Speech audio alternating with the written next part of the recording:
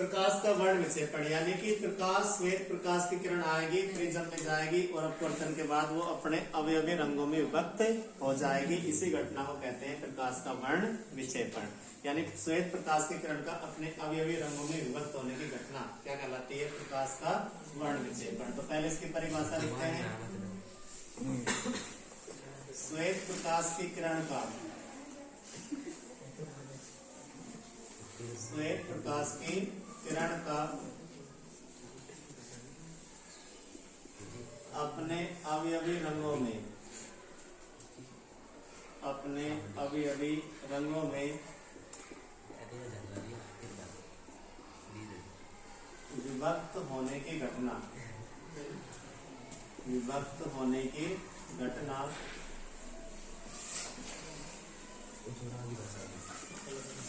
प्रकाश का वर्ण विक्षेपण,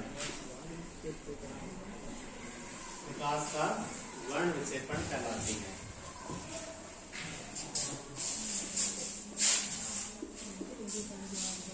तो श्वेत प्रकाश की किरण का अपने अवयवी रंगों में विभक्त होने की घटना क्या कहलाती है? प्रकाश का वर्ण विक्षेपण। तो अब हम करते हैं प्रिज्म से प्रकाश का वर्ण विक्षेपण। तो ये प्रिज्म अभी तुमने थोड़ी देर पहले देखा था, ठीक वैसा ही हमें बनाना है। और यहाँ पे ना कुछ बात भी है, वो बतानी भी है।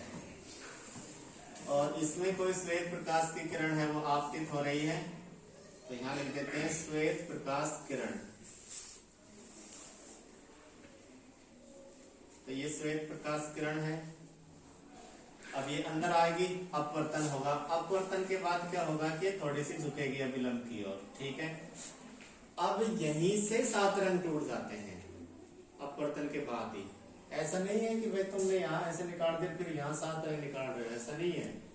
यहीं से अंदर से है ना। और एक तो ये हो गया, दूसरा ये, तीसरा, चौथा, पांचवा, छठा और 7वां, ठीक है। अब ये यहाँ बाहर निकलेंगे तो थोड़ा सा और हो जाएंगे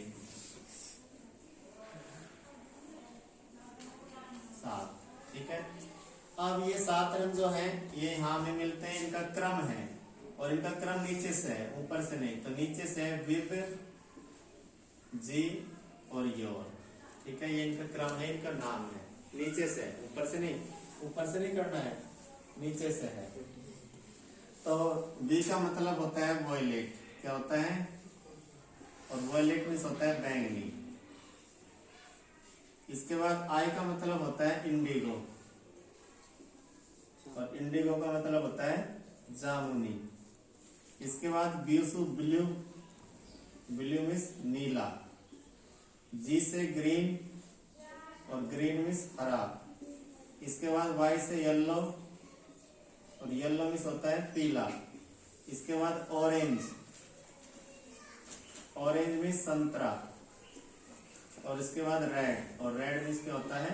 लाल। ये 7 रंग होते हैं, ठीक है।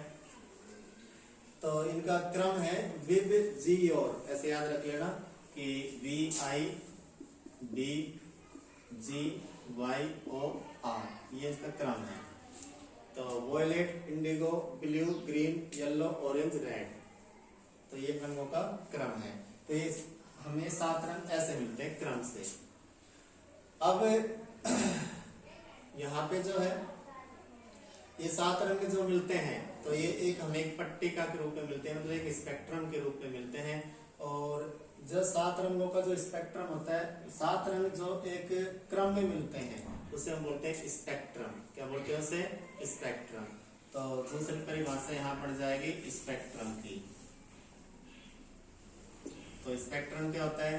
अवयवी रंगों के विभाजित होने का जो क्रम है, जो हमें मिलते हैं अवयवी रंग क्रम से, उन क्रमों को, उन पट्टी को हम बोलते हैं स्पेक्ट्रम। तो वर्ण विक्षेपण के बाद,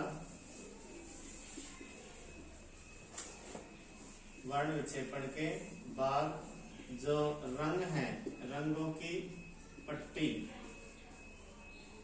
या क्रम, वो कहलाता है स्पेक्ट्रम। क्या कहलाता है? स्पेक्ट्रम।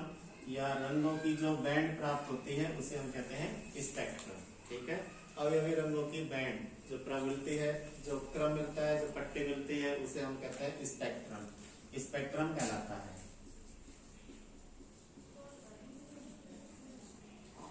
तो ये सर्वप्रथम ऐसी घटना प्राप्त की थी आइजैक न्यूटन ने। किसने प्राप्त की थी? आइजैक न्यूटन ने। और आइजैक न्यूटन ने सर्वप्रथम प्रकाश के वर्ण विक्षेपण की घटना को प्रिज्म द्वारा बताया था। ठीक है, तो उस समय बता दिया। अब बताने के बाद न्यूटन के दिमाग में और बातें आई कि यदि श्वेत प्रकाश की किरण 7 रंगों में टूट जाती है तो क्यों ना हम इसके आगे एक दूसरा प्रिज्म रखें और दूसरे प्रिज्म से हो सकता है अब की बार हमें 7 के बजाय 8 या 9 रंग मिल जाए, ज्यादा मिल सकते हैं। ऐसा को दिमाग में सोचा, लेकिन कोई विभाजन नहीं मिलता है। 7 रंग मिलते हैं, दूसरे प्रिज्म से कोई वर्ण विक्षेपण की घटना नहीं होती है।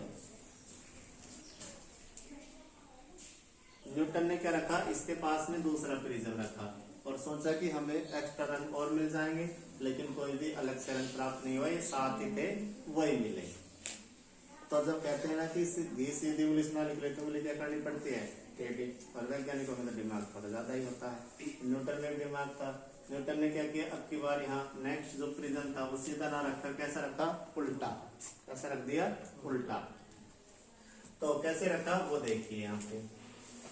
एक प्रिज्म तो ये है ही, और इसी के पास में एक और रख दिया दूसरा प्रिज्म उल्टा। ठीक है, उल्टा रख दिया अब की बार।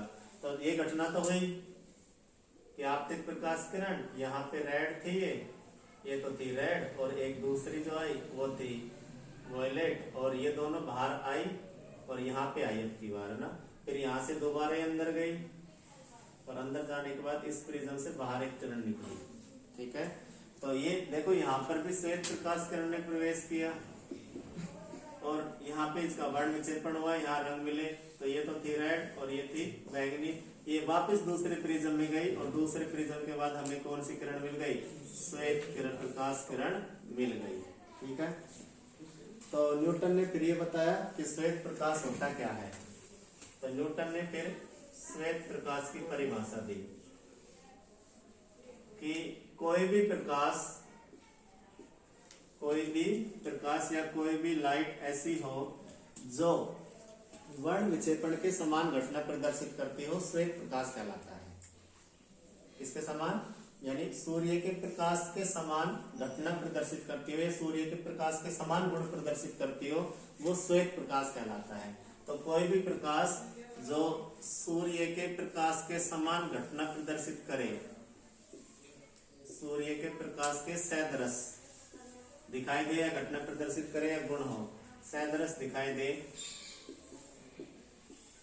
उसे श्वेत प्रकाश कहते हैं।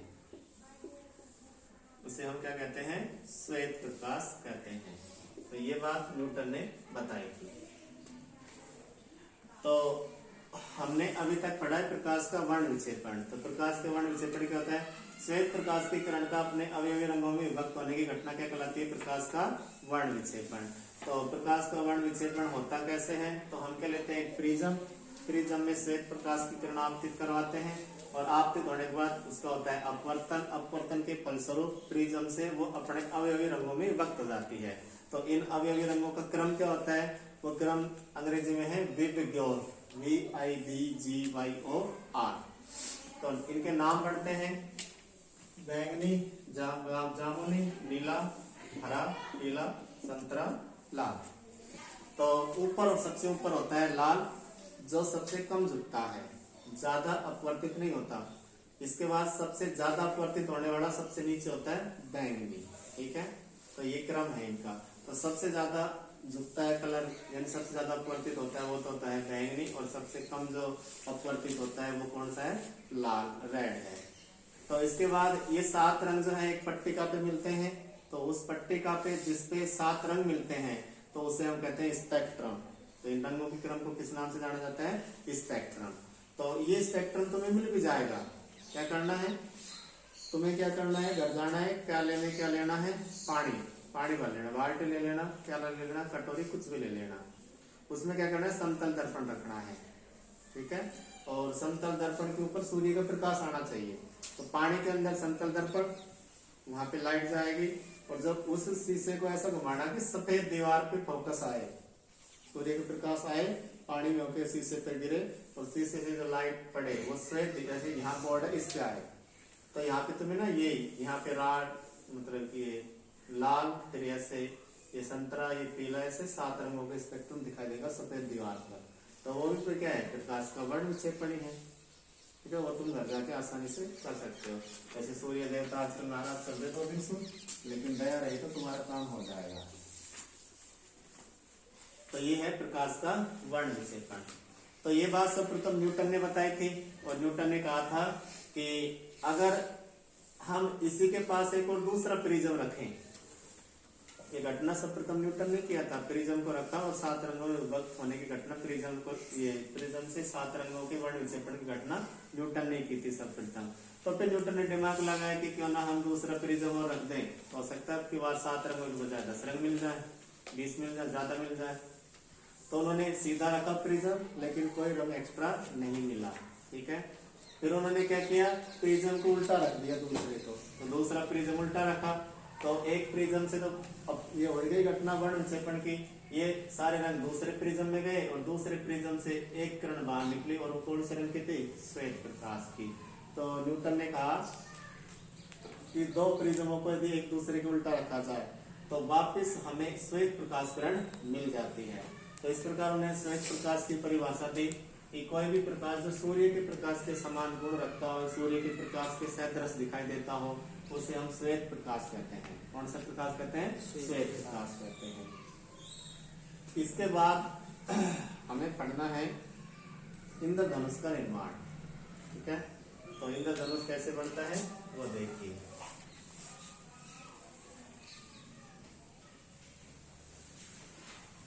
इंद्रधनुष का निर्माण, तो इंद्रधनुष तो तुमने सबने देखा ही होगा, रेनबो कैसे बनता है।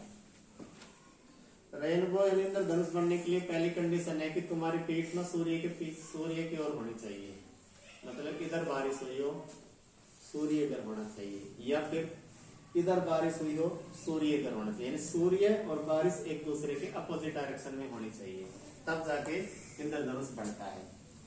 तो इंद्रधनुष बनता कैसे है वो हमें देखना है।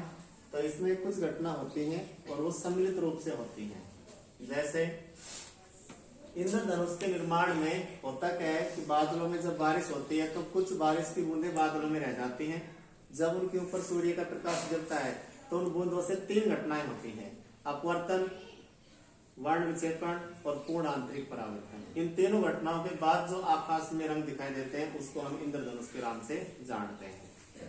तो जैसे मान लो कि यहाँ बारिश हुई है, तो बादल को क्या बनाना, बारिश की बूंद बना देते हैं, है ना। ये एक बारिश की बूंद है, यानी जल की एक बूंद है, वो देखो यहाँ पे प्रकाश किरण आ रही है, सूर्य के प्रकाश की किरण आई, यानी सूर्य का प्रकाश। अब होगा क्या कि देखो यहाँ पर तो वायु है, वायु विरल माध्यम है, यहाँ जल है, जल सघन माध्यम है, तो विरल से कहा जा रही है सघन में, तो ये थोड़ी सी अविलंब की ओर झुक जाएगी। थोड़ा सीधा बना देते इसको, ये क्या होगा, अविलंब की ओर झुक जाएगी। अब यहीं पे रंग विभक्त हो गए, मतलब जैसे ये सूर्य के प्रकाश किरण वायु से खा गई जल की बूंद के अंदर, तो इसमें रंग ना डिवाइड होना चालू हो गए यहीं पे, अब वो थोड़े कम होते हैं ऐसे। तो अपवर्तन की घटना तो हो गई, तो सबसे फर्स्ट यहाँ पर तो घटना हो रही है अपवर्तन की। अपवर्तन के बाद दूसरी घटना किसकी हो रही है, वर्ण विक्षेपण की, और उसके बाद तीसरी घटना जो होगी वो आगे होगी। अब ये क्या होगा, ये दोबारा ऐसे इसी के अंदर घूम जाएंगे। क्यों घूम जाएंगे, क्योंकि यहाँ हो रहा है पूर्ण आंतरिक परावर्तन। परावर्तन तुमने पढ़ा है, परावर्तन की परिभाषा क्या है, जब प्रकाश की किरण आए और टकरा के वापस उसी माध्यम में चले जाए, तो वही तो हो रहा है। ये प्रकाश की किरण आई, यहाँ टकराई और वापस इसी माध्यम से चले, जल में ही आई और जल में ही वापस चली गई, तो परावर्तन। लेकिन ये बूंद के अंदर हो रहा है, इसलिए इसका नाम होता है पूर्ण आंतरिक परावर्तन। तो वर्ण ये इंद्रधनुष बनने में तीसरी घटना है पूर्ण आंतरिक परावर्तन की। ये 3 घटनाएं एक साथ होती हैं, और पूर्ण आंतरिक परावर्तन के बाद अब देखो ये किरण दोबारा सघन माध्यम से विरल में जाएगी तब विलंब से दूर हट जाएगी, तो ऐसे जाएगी। ठीक है, और यहाँ पर हमें वो कलर है वो दिखाई देते हैं, वो 7 कलर यहाँ दिखाई देते हैं। तो इस प्रकार से यहाँ इंद्रधनुष का क्या हो जाता है निर्माण, यानी जल की बूंदों के पास में इंद्रधनुष का क्या हो जाता है निर्माण। तो यहाँ जो ये रंग है, यहाँ पे हमें इंद्रधनुष 7 रंगों में दिखाई देगा इसमें। तो ये है इंद्रधनुष का निर्माण। तो इसमें क्वेश्चन ये आता है कि इंद्रधनुष का निर्माण कैसे होता है, या फिर शॉर्ट टाइप क्वेश्चन कि इंद्रधनुष के निर्माण के लिए कौन कौन सी घटना सहायक होती है, कौन कौन सी घटना जिम्मेदार होती है। तो इंद्रधनुष के निर्माण के लिए 3 घटनाएं होती हैं। पहला अपवर्तन, दूसरा वर्ण विक्षेपण और तीसरा पूर्ण आंतरिक परावर्तन। चाहे वो आगे पीछे क्रम से चेंज कर दो कोई दिक्कत नहीं है, लेकिन होती है तीनों ही है, अपवर्तन, वर्ण विक्षेपण और पूर्ण आंतरिक परावर्तन। तो इस प्रकार से इंद्रधनुष का निर्माण होता है। कंडीशन क्या है, इंद्रधनुष के निर्माण के लिए सूर्य हमेशा कहाँ होना चाहिए, पीठ के पीछे। पहली कंडीशन तो ये है। दूसरा कि सूर्य का प्रकाश आना चाहिए, और कभी कभी जो इंद्रधनुष है वो जल प्रपात या कभी कभी फव्वारों के ऊपर भी देखने को मिलता है। यानी तुम खड़े हो जाओ, जैसे कोई फव्वारा चल रहा है और तुम ऐसे खड़े हो, सूर्य तुम्हारे पीठ के पीछे रहे, तो फव्वारे जहाँ गिर रहे हैं उसके ऊपर हमें रंग से दिखाई देते हैं, तो वो इंद्रधनुष का निर्माण ही होता है। दूसरा, सूर्य पीठ के पीछे होना चाहिए। इंद्रधनुष के निर्माण के लिए जरूरी है जिधर बारिश हो उधर सूर्य ना हो, उसके विपरीत दिशा में हो। अगर इधर बारिश हुई है तो सूर्य इधर होना चाहिए, तो इंद्रधनुष इधर बनेगा। अगर बारिश इधर हुई है तो सूर्य इधर होना चाहिए, क्योंकि प्रकाश की किरण भी तो जानी चाहिए। अगर इधर ही बारिश हुई है, इधर ही सूर्य है, तो इंद्रधनुष बनेगा ही नहीं, क्योंकि प्रकाश की किरण जाएगी नहीं, ना तो अपवर्तन होगा, ना वर्ण विक्षेपण होगा, ना पूर्ण आंतरिक परावर्तन। तो हमेशा कंडीशन क्या है कि सूर्य बारिश की अपोजिट दिशा में, यानी कि हमारी पीठ के पीछे होना चाहिए, तब हमें इंद्रधनुष वो दिखाई देगा। तो ये हो गया तुम्हारा प्रकाश का वर्ण विक्षेपण, न्यूटन के द्वारा दिया गया वर्ण विक्षेपण, पट्टी कैसे मिलती है रंगों की, उल्टा सुल्टा प्रिज्म कैसे रखते हैं तो कौन से कलर मिलते हैं, श्वेत प्रकाश क्या होता है, इंद्रधनुष का निर्माण कैसे होता है। इसके बाद जो अपना नेक्स्ट टॉपिक बच रहा है वो है वायुमंडलीय अपवर्तन और दूसरा प्रकाश का प्रकीर्णन। तो वो कल हो जाएंगे दोनों, ठीक है, वो दोनों कल हो जाएंगे।